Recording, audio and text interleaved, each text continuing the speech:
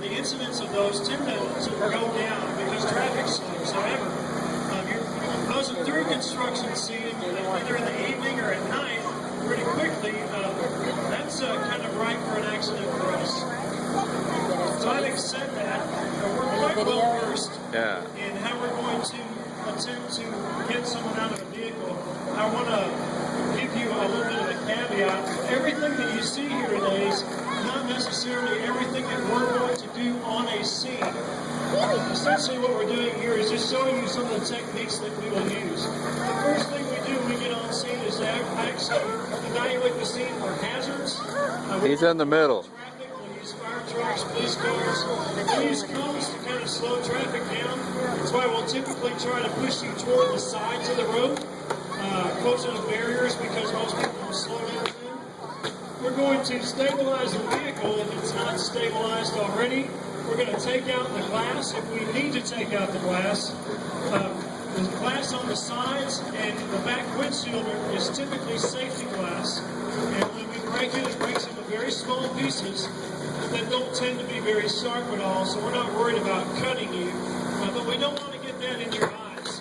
So a lot of times if you're inside the vehicle, we're going to cover you up with a blanket, a coat, maybe a tarp, something like that. It's not because we don't like the way you look.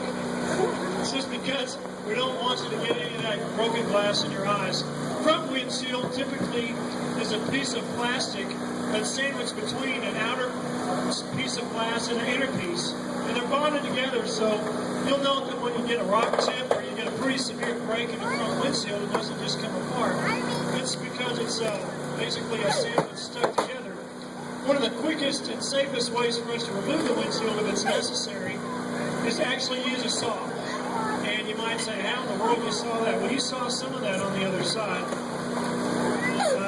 Essentially punch a hole through the windshield, stick that saw blade in there, run it up and down pretty quick. It's actually quite fast.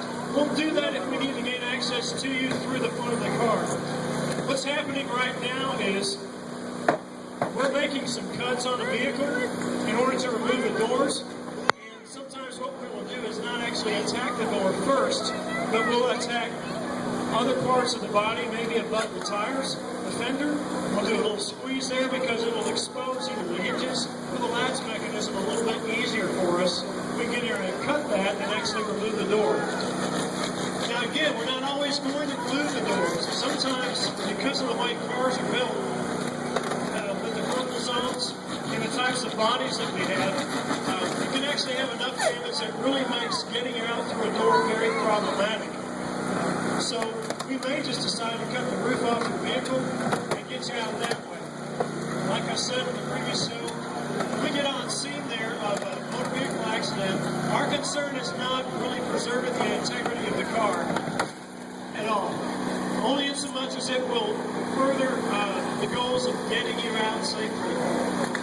Once we arrive on scene and kind of make sure we've stabilized everything, we're going to try and get a guy inside very quickly to assess the patient.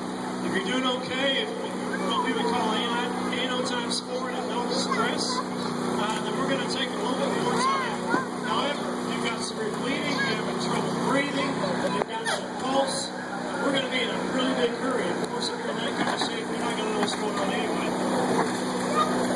Anyway, what you're seeing here can be kind of rough, and if you're in that vehicle and all this noise is going on, big fire trucks running out there, you're hearing the little motor running, and these guys are ripping apart your vehicle, it can be very, very disconcerting, and we understand that. That's why a lot of times we're going to have somebody right there in your face, either in the back seat, maybe in the front seat next to you.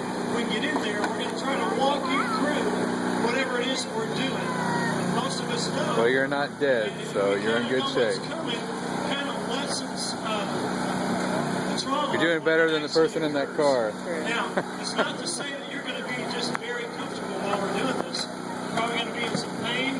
It's going to be maybe painful for us to get you out, especially if you have some entanglement of your legs down around the gas pedal brake or something like that.